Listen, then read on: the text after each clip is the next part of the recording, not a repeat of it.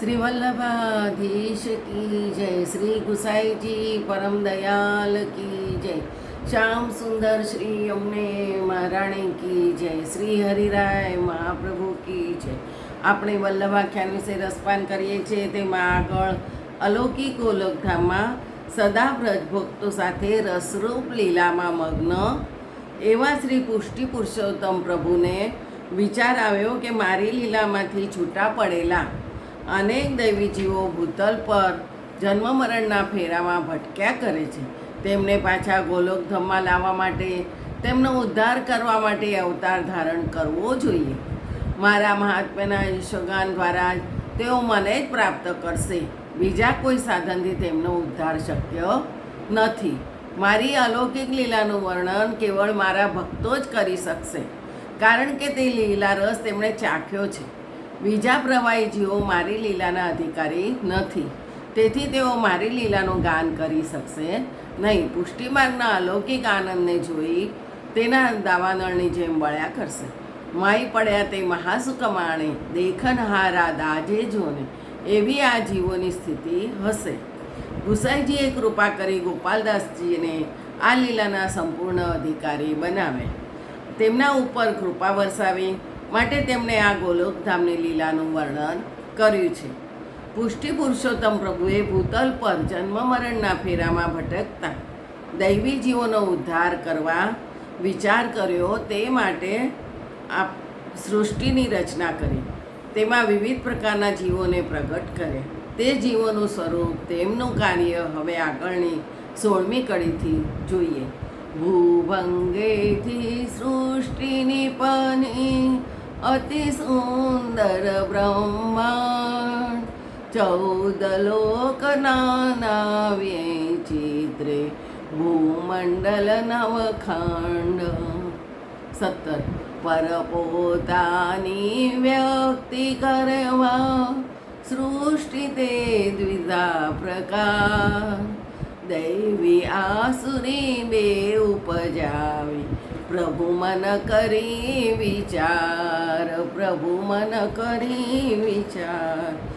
પુષ્ટિ પુરુષોત્તમ પ્રભુને પોતાના આનંદ અને ક્રીડા માટે સૃષ્ટિ રચવાની ઈચ્છા થઈ. તેમણે પોતાની ભ્રુકુટીને એક પલકારામાંથી રમણીય અને મનોહર સૃષ્ટિનું નિર્માણ કર્યું. તેમાં 9 ખંડ અને 14 લોક છે. આ બ્રહ્માંડ અનેક વિવિધતાઓ અને વિચિત્રતાથી ભરપૂર છે. આ બ્રહ્માંડમાં 2 પ્રકારની જીવ સૃષ્ટિ પ્રકટ કરવા માટે પ્રભુએ 2 પ્રકારની સુંદરીઓને પ્રગટ કરી. પોતાના દૈવી જીવો માટે ભક્તિ નામની પોતાની દૈવી શક્તિરૂપ સુંદરીને પ્રગટ કરી. જગતનું તંત્ર ચાલુ રાખવા માટે જગતના પ્રવાહી જીવો, આસુરી જીવો માટે માયા નામની સુંદરી પ્રગટ કરી. દૈવી જીવોનું પ્રાગટ્ય પ્રભુના શ્રી અંગમાંથી થયું છે. તેમના મનનો નિરોધ પ્રભુમાં થાય તે માટે ભક્તિ સુંદરી અલૌકિક સ્વરૂપના હતા. તેમને જોઈને પ્રભુને પણ પ્રસન્નતા થઈ. માયા આસુરી જીવોને જગતના પ્રપંચની જાળમાં ફસાવનાર પ્રભુની દાસી છે.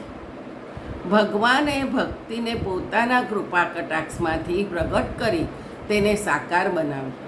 પોતાના ભક્તોના ભજન માટે નિરૂપી ભક્તિની મદદથી ભક્તો ભગવાનની દુસ્તર માયારૂપી દાસીને તરી ગયા.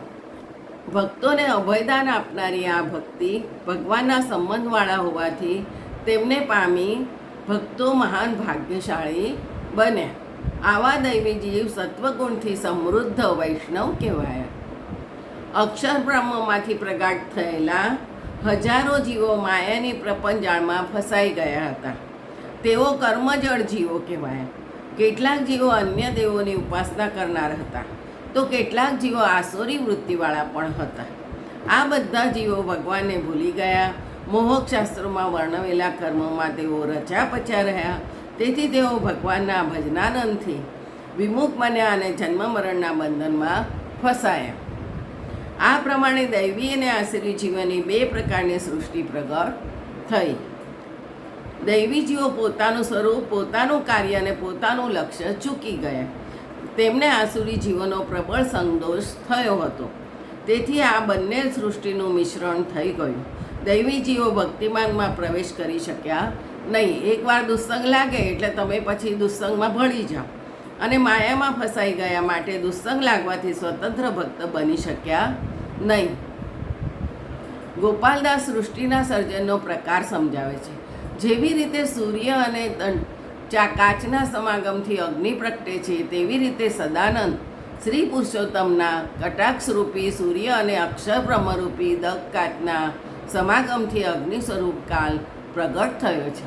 કારણ કે કાળ વિના સૃષ્ટિ તેમાં પ્રગટ થયેલા જીવનો પ્રલય ન થાય માટે કાળની પ્રથમ આવશ્યકતા હતી.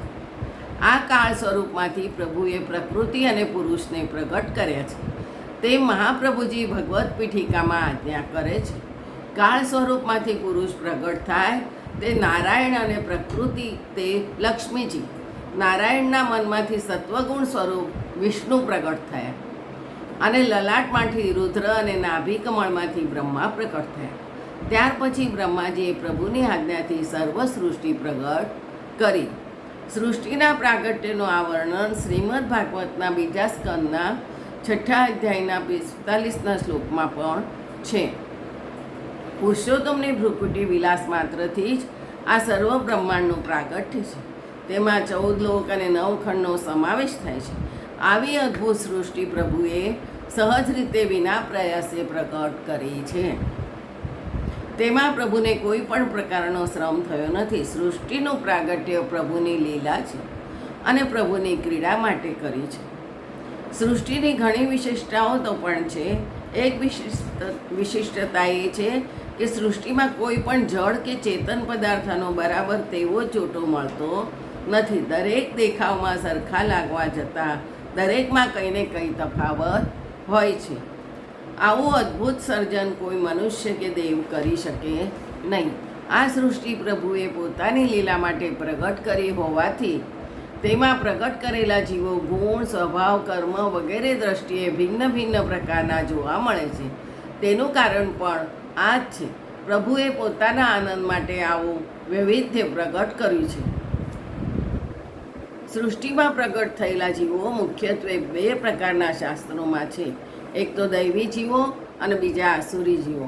બીજું આગળ કાલે જોઈશું. જય જય શ્રી ગોખલેશ.